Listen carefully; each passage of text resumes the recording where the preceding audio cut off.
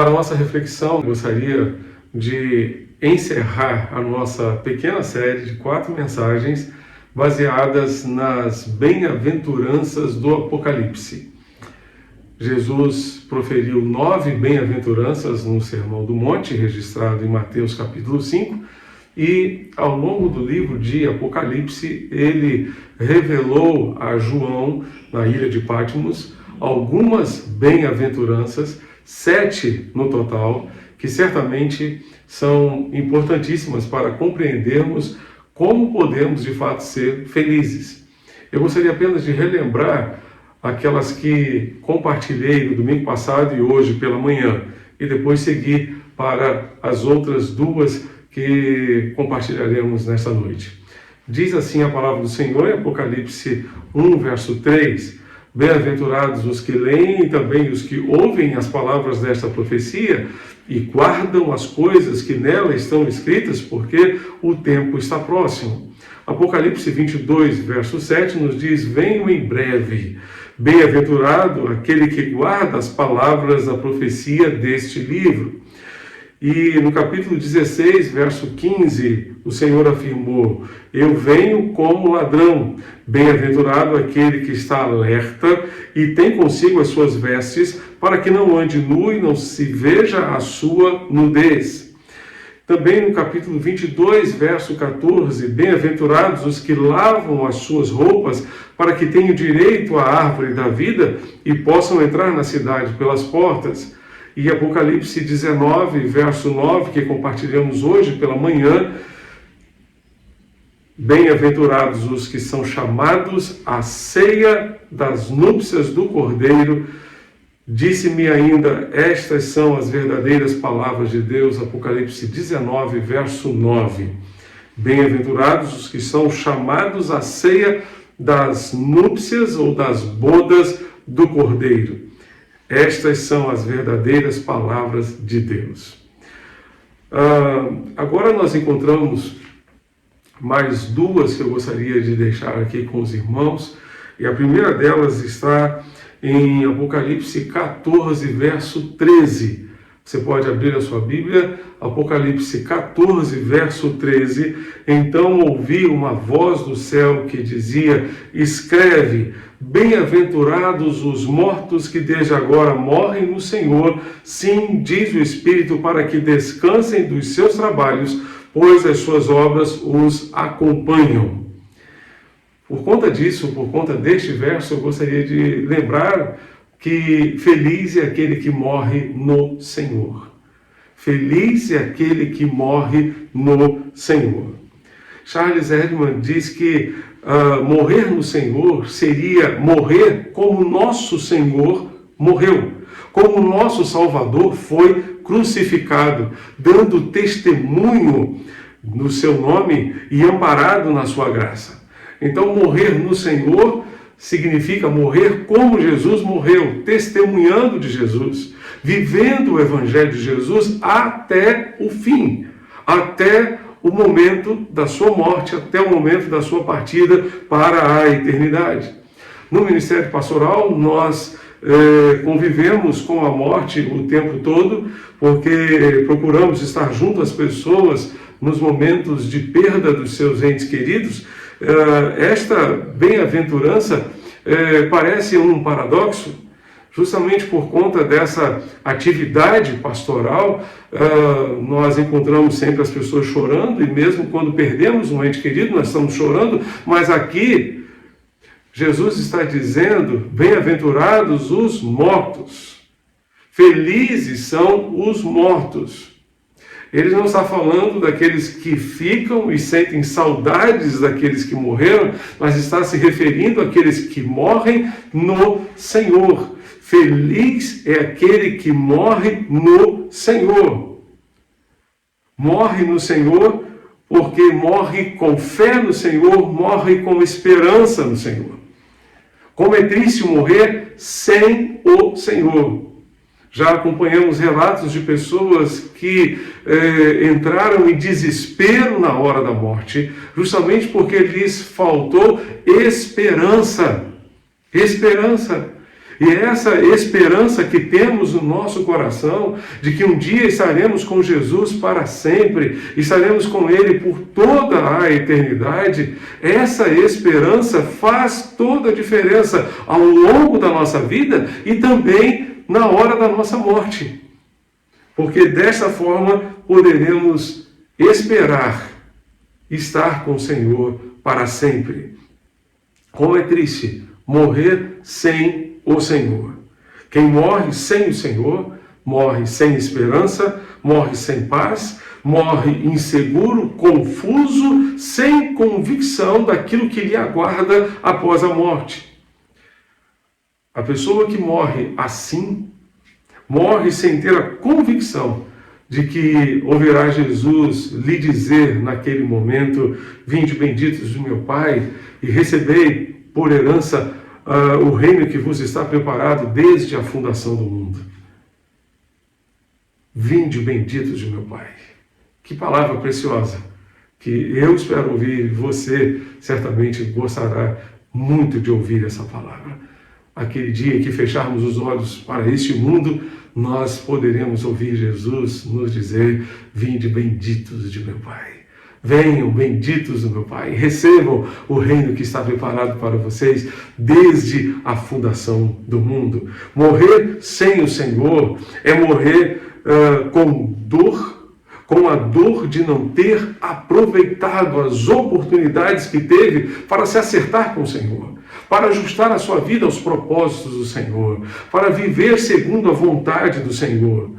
Morrer sem o Senhor é morrer com o lamento e a tristeza de ter desperdiçado as oportunidades, como aconteceu na parábola que Jesus relatou através de Lucas, conhecida como a parábola do rico e Lázaro.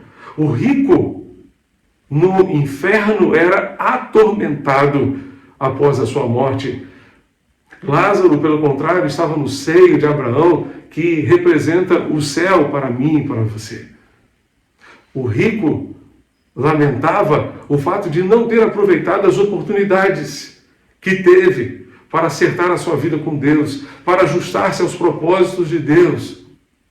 Lázaro, pelo contrário, embora tenha sido provavelmente enterrado como um mendigo, como um indigente, como uma pessoa completamente desconhecida, ele foi recebido nos portais eternos, foi recebido pelo Rei dos Reis, Senhor dos Senhores, para estar com o Pai para sempre. De acordo com esta parábola, estava lá no seio de Abraão. Assim aprendemos que feliz é quem morre no Senhor. Feliz é quem morre no Senhor, porque morre com esperança no Senhor. Morre com a certeza de que estará na eternidade para sempre e viverá com o Senhor para sempre na eternidade. Você tem essa convicção no seu coração? Se ainda não tem, este é o momento. Este é o momento de acertar a sua vida com Deus, de ajustar a sua vida ao propósito de Deus. Feliz é quem morre no Senhor. E o texto vai descrever algumas razões desta alegria. A primeira delas é porque descansa das suas obras. Feliz é quem morre no Senhor porque descansa das suas obras. Ray Summers, ele afirma que essa palavra descansar, o verbo descansar, ou a expressão descansem das suas obras, significa aqueles que serão refrescados, revigorados. Refrescados e revigorados. Hernandes Dias Lopes nos lembra que os mortos em Cristo descansam. Há grande contraste entre os ímpios atormentados e os remidos descansando. Neste mesmo capítulo aqui de Apocalipse 14. Vá comigo ao verso 11. Apocalipse 14, verso 11, nos diz que a fumaça do seu tormento sobe para todos sempre, e não tem repouso nem de dia nem de noite os que adoram a besta e a sua imagem, e nem aquele que recebe o sinal do seu nome. Não tem repouso, nem de dia e nem de noite, são atormentados. O texto continua, e no verso 13... O Senhor vai dizer, então, ouvi uma voz do céu que dizia, escreve, bem-aventurados os mortos que desde agora morrem no Senhor.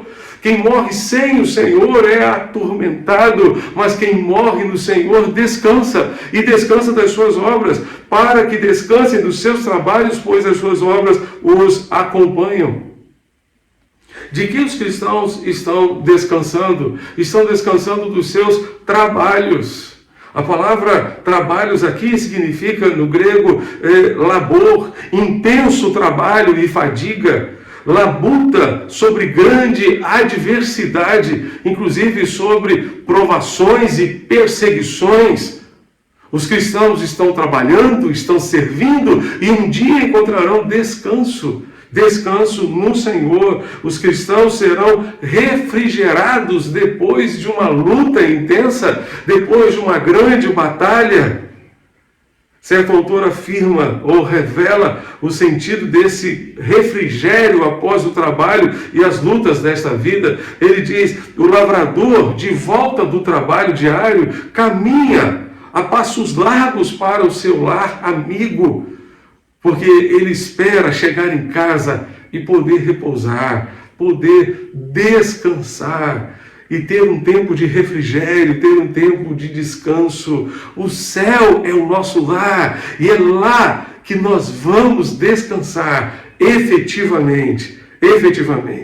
Esse trabalhador espera encontrar no lar o refrigério para as duras lutas do seu dia a dia. O cristão encontra a morte no portal de um lar onde o aguarda o refrigério. Após os tremendos afazeres e trabalhos deste mundo, ele estará descansando nos braços do Pai.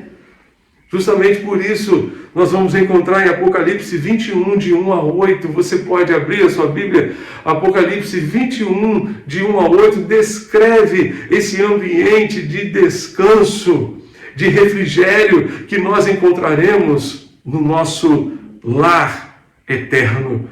Diz assim a palavra de Deus, Apocalipse 21, de 1 a 8. Então vi um novo céu e uma nova terra, pois o primeiro céu e a primeira terra já se foram e o mar já não existe. Vi a cidade santa, a nova Jerusalém, que descia do céu da parte de Deus, enfeitada, adornada, como uma noiva preparada para o seu noivo. E ouvi uma voz forte que vinha do trono e dizia, o tabernáculo de Deus está entre os homens, pois habitará com eles. Eles serão o seu povo e Deus mesmo estará com eles. E lhes enxugará dos olhos toda lágrima. Toda lágrima. Não haverá mais morte, nem pranto, nem lamento, nem dor, porque as primeiras coisas já passaram. Glória a Deus. O que estava sentado sobre o trono disse, eu faço novas todas as coisas, e acrescentou, escreve, pois estas palavras são fiéis e são verdadeiras. E disse-me ainda, está cumprido, eu sou o alfa e o ômega, o princípio e o fim. A quem tiver sede, darei de beber de graça da água da vida. Aquele que vencer herdará essas coisas. Eu serei o seu Deus e ele será meu filho. Mas quanto aos covardes, incrédulos, abomináveis, homicidas, adúlteros, feiticeiros, idólatras e todos os mentirosos, a sua parte será no lago ardente de fogo e enxofre, que é a segunda morte. Amados, para ter acesso a esse descanso, nós precisamos de fé.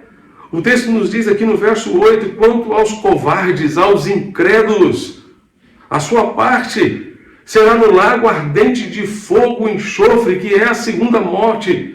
Para ter acesso a esse descanso eterno, é preciso ter fé. A incredulidade impediu que o povo de Israel entrasse no descanso de Deus, entrasse na terra prometida, tomasse posse da terra e da promessa do Senhor para ele. Por isso nós vamos encontrar também em Hebreus capítulo 3, você pode abrir a sua Bíblia, Hebreus capítulo 3, de 7 a 11, a palavra de Deus vai nos dizer o seguinte, assim como diz o Espírito Santo, hoje se ouvirdes a sua voz, Não endureçais o coração, como na rebelião, no dia da provação no deserto, onde vossos pais me tentaram, pondo-me à prova, ainda que durante 40 anos tenham visto as minhas obras. Por isso me indignei contra essa geração e disse: estes sempre erram em seu coração e não chegaram a conhecer os meus caminhos. Assim jurei na minha ira: não entrarão no meu descanso. Não tomarão posse do meu descanso, porque foram incrédulos, porque não confiaram, porque não colocaram a sua fé em mim, disse Jesus. Jonas Celestino, ele nos leva aqui a Apocalipse 14, tem como tema o julgamento do fim, o juízo final. Deus tem esse direito de julgar, porque Ele é o Criador e Redentor. Antes do juízo, muitos fiéis tombarão no campo de batalha, mas eles serão felizes, porque certamente estarão morrendo no Senhor, isto é, no serviço do Senhor. E ele diz que, sem eufemismos, o melhor tipo de morte é aquela quando temos Jesus do nosso lado, quando temos Jesus conosco em todo momento da nossa vida, inclusive no momento da nossa morte. Também aprendemos aqui que o único momento efetivo que teremos para descansar é a eternidade. O texto diz: para que descansem das suas obras, dos seus trabalhos, das suas fadigas, para que descansem. Então o descanso verdadeiro acontecerá na eternidade. Enquanto estivermos neste mundo, precisaremos sim de férias anuais ou divididas de forma semestral, precisaremos de folga semanal, que são oportunidades para renovarmos nossas forças e continuarmos na batalha, mas a aposentadoria efetiva e definitiva só teremos no céu. Se é que no céu ficaremos a eternidade inteira sem fazer nada. Se é que no céu ficaremos a eternidade inteira apenas contemplando as belezas da Nova Jerusalém. Mais à frente falarei um pouco mais sobre isso. Graças a Deus por tantos irmãos que, depois de se aposentarem dos seus trabalhos, tornaram-se mais operosos ainda no serviço do Senhor, estão trabalhando como nunca, e mesmo no serviço do Senhor poderão mudar de função, diminuir o ritmo, mas continuarão servindo. Alguns dizem que só podem orar porque já estão cansados, e só podem orar como se orar fosse algo muito pequeno. Orar é algo que nós precisamos efetivamente. Quantas e quantas pessoas hoje já não têm mais forças para trabalhar, mas estão orando e sustentando suas famílias, sustentando a nossa igreja em oração, clamando a Deus com os joelhos dobrados, ou sentados, ou mesmo deitados em suas camas, porque não conseguem se levantar, e estão orando a Deus e clamando ao Senhor, e Deus tem ouvido suas orações e sustentado a nossa igreja. Na eternidade é que efetivamente teremos descanso. Certo autor afirma que o descanso do crente não seria apenas os trabalhos costumeiros da vida, mas das suas asperezas, das suas perseguições e das suas dores. Muitas vezes o trabalho do Senhor é áspero. Muitas vezes ele envolve perseguições, muitas vezes ele envolve dores, sofrimento e adversidades. Mas um dia nós teremos o descanso. Um dia teremos o descanso pleno e completo. Russell Champlin afirma que essa expressão descansem mostra que o sofrimento, o labor, os esforços exaustivos terão um fim. Eles vão acabar um dia. O labor desta vida nos deixa cansados, nos deixa exaustos. Não nos cansamos do trabalho, mas no trabalho, disse ele. Entretanto, o trabalho celestial não nos cansará. Pelo contrário, nos inspirará a esforços ainda maiores. Esse é um recado para quem acha que na eternidade não vai fazer nada. Os esforços terrenos nos cansam, mas haverá um descanso glorioso que se seguirá. O descansar dos labores deve significar também a liberação dos sofrimentos e perseguições causados pela lealdade a Cristo, para quem nossos labores são realizados. O Senhor nos diz no verso 12, Apocalipse 14, verso 12, aqui está a perseverança dos santos, daqueles que guardam os mandamentos de Deus e a fé em Jesus. O que Deus espera de mim e de você, enquanto estamos neste mundo, é a perseverança dos santos, é a perseverança dos crentes. Ele espera que perseveremos e guardemos os mandamentos do Senhor e a fé em Jesus. Enquanto caminhamos para a eternidade, perseveremos e guardemos os mandamentos e a fé em Jesus, o nosso Senhor. Feliz é quem morre no Senhor, porque descansa das suas obras, descansa dos seus trabalhos, pois as suas obras os acompanham. Mas feliz é quem morre no Senhor, justamente porque essas obras vão atrás. Vão atrás. Veja uma observação interessante de Hernandes Dias Lopes. Ele diz que os mortos em Cristo não são levados para os céus pelas obras, mas levam as suas obras para o céu. Elas acompanham. Não somos salvos pelas obras, mas para as boas obras. Elas não abrem nosso caminho para o céu, mas nos acompanham até o céu. Paulo, escrevendo a Timóteo, afirmou que nada trouxemos para este mundo e daqui nada poderemos levar. O contexto aqui refere-se às questões materiais. Não trouxemos bens, dinheiro ou qualquer outra coisa a este mundo e não levaremos nada disso para a eternidade. Entretanto, aqui no Apocalipse, aprendemos que levaremos algumas coisas para a eternidade. O que levaremos? As obras, ou seja, o resultado da nossa vida, levaremos conosco. Muitos ficam preocupados com o que deixarão para os seus filhos e netos, ou mesmo com o nome que será perpetuado nas galerias da fama. O mais importante não é o que deixaremos, mas o que levaremos para a presença do Senhor. Aqui não é a doutrina das boas obras como mérito para a salvação, mas é a doutrina de vida consequente, de qualidade, que acompanha a pessoa na sua trajetória eterna, afirmou Jonas Celestino.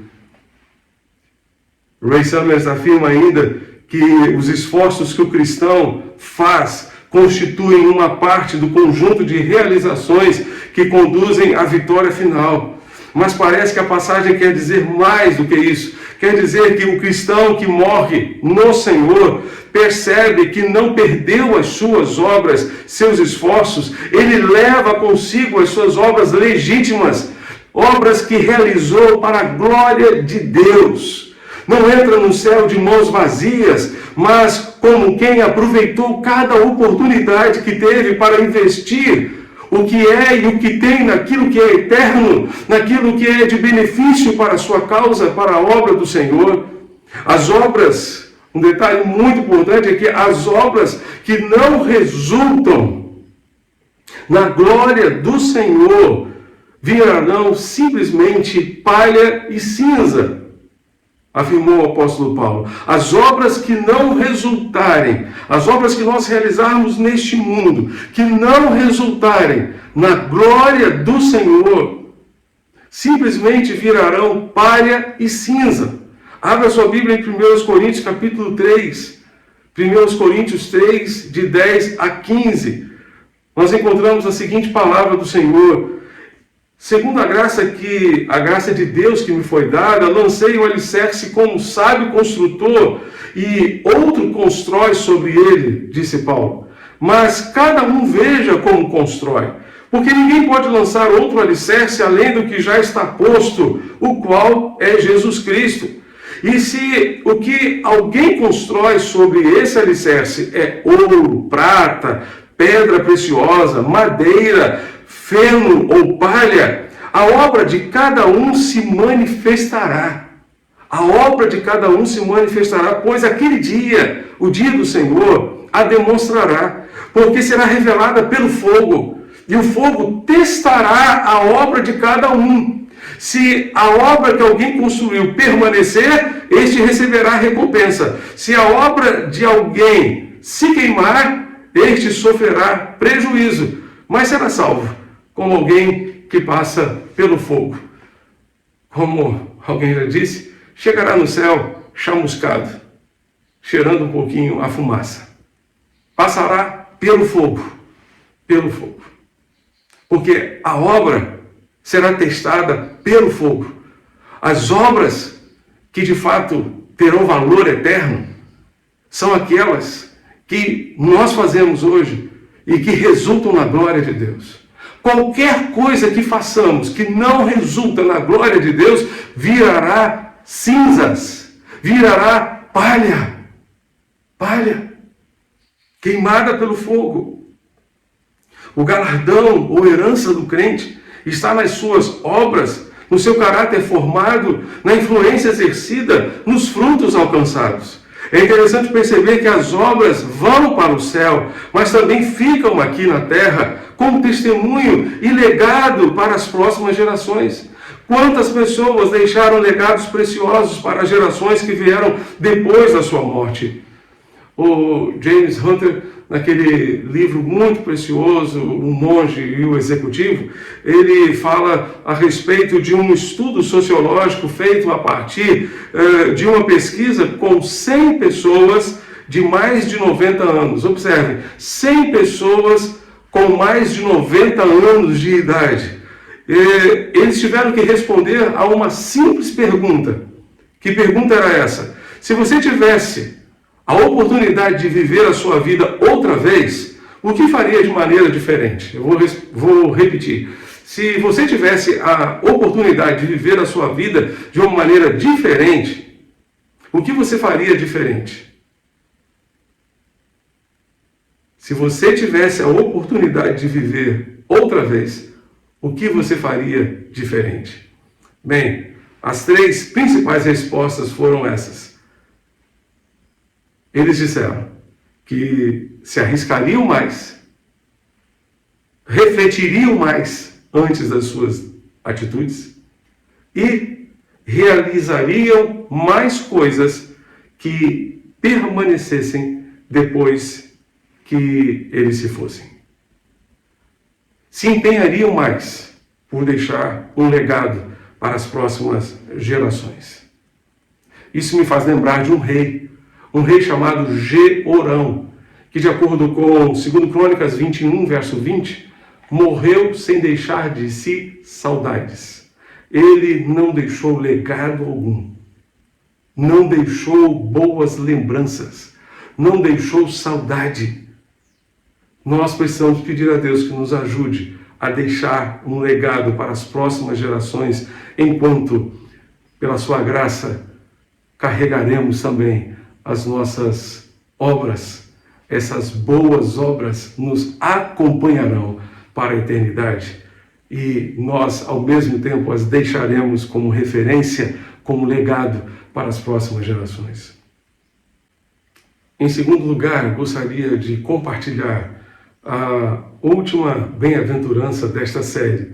Está em Apocalipse capítulo 20, verso 6. Você pode abrir a sua Bíblia, Apocalipse capítulo 20, verso 6. A palavra do Senhor nos diz: bem-aventurado e santo é o que participa da primeira ressurreição.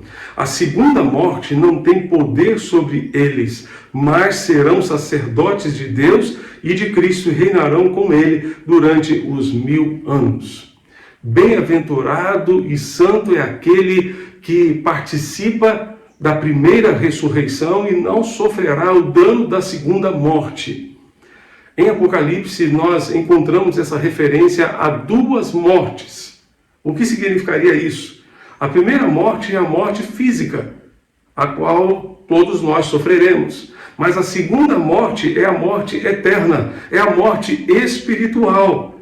A segunda morte, que é a morte eterna, não tem poder sobre quem participa da primeira ressurreição, ou seja, nasce de novo. Aqueles que nascem somente uma vez, pelo nascimento físico, morrem duas vezes, uma física e outra eternamente. Os que nascem duas vezes morrem somente uma vez pela morte física. Estes são os remidos, os salvos por Cristo Jesus, que estarão para sempre, por toda a eternidade com Ele. A regeneração é uma espécie de ressurreição espiritual. Quem não passa por essa ressurreição espiritual morre duas vezes, física e eternamente. Temos aqui dois nascimentos, o nascimento físico e o nascimento espiritual. A morte física e a morte espiritual. Quem nasce apenas uma vez, morre duas vezes. Quem nasce duas vezes, morre apenas uma vez. Quem nasce física e espiritualmente, morre apenas uma vez, ou seja, morre apenas fisicamente. Mas quem nasce apenas uma vez, apenas de forma física, morrerá duas vezes, física e espiritualmente, eternamente. É isso que o Senhor está querendo nos dizer aqui. Por isso, felizes são aqueles que tomam parte, portanto, na ressurreição. Não terão sobre si o dano da segunda morte, que é a morte eterna, que é a separação eterna de Deus. Isso me faz lembrar de Mateus capítulo 10, verso 28, onde encontramos a palavra de Jesus: não temais os que matam o corpo e não podem matar a alma. Pelo contrário, temei aquele que pode destruir no inferno tanto a alma como o corpo. Há uma diferença aqui, retratada por Jesus. Ele está dizendo: não tenham medo de quem pode matar o corpo. E não pode, certamente, matar a alma. Somente Deus pode fazer isso. Somente Deus tem autoridade. Então ele diz: temei aquele que pode destruir no inferno tanto a alma como o corpo. Por isso, a palavra do Senhor vai nos dizer também, Apocalipse 2, verso 11, uma palavra à igreja sofredora de Esmirna: quem tem ouvidos, ouça o que o Espírito diz às igrejas. O vencedor de modo algum sofrerá a segunda morte, sofrerá o dano da segunda morte. Quando nós encontramos a nossa vida com Jesus, quando nós nos encontramos com o Senhor Jesus, Ele nos ressuscita, e isso está descrito por João no capítulo 3 do Evangelho. E Jesus chama isso de novo nascimento. Novo nascimento. A experiência de conversão é uma experiência tão profunda e tão transformadora que ela representa um novo nascimento. Representa que estamos nascendo para uma nova vida com Deus. Porque antes estávamos mortos nos nossos delitos e pecados. É justamente o que Paulo nos diz em Efésios capítulo 2, de 4 a 7. Mas Deus, que é rico em misericórdia, pelo imenso amor com que nos amou, estando nós ainda mortos em nossos pecados, deu-nos vida juntamente com Cristo, pela graça sois salvos, e nos ressuscitou juntamente com Ele, e com Ele nos fez assentar nas regiões celestiais em Cristo Jesus, para mostrar nos séculos vindouros a suprema riqueza da sua graça, pela sua bondade para conosco em Cristo Jesus. Ele nos ressuscitou no momento em que nascemos de novo, no momento em que entregamos a nossa vida a Ele, no momento em que confiamos nele como nosso único e suficiente Salvador.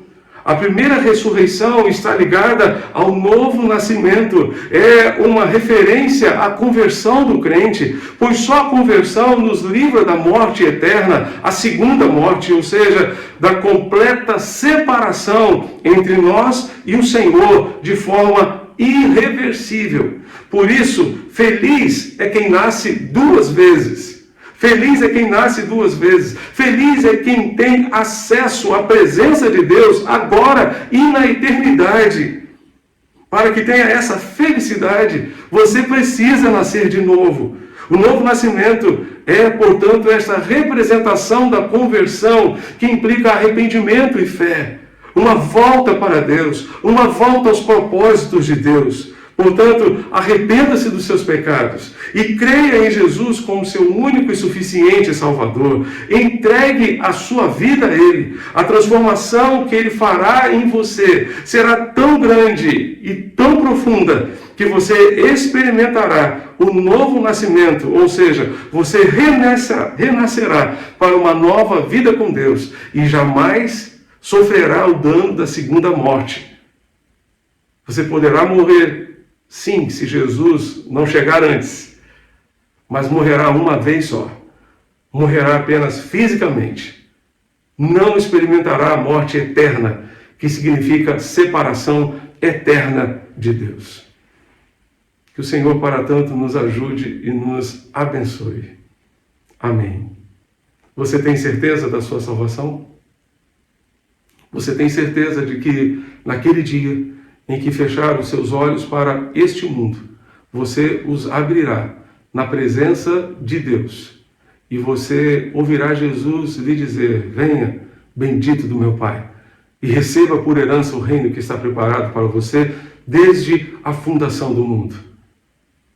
Você tem essa certeza? Você tem essa convicção? Você já nasceu duas vezes? Quem nasce duas vezes morre apenas uma vez. Quem nasce duas vezes morre apenas fisicamente. Não morre espiritualmente.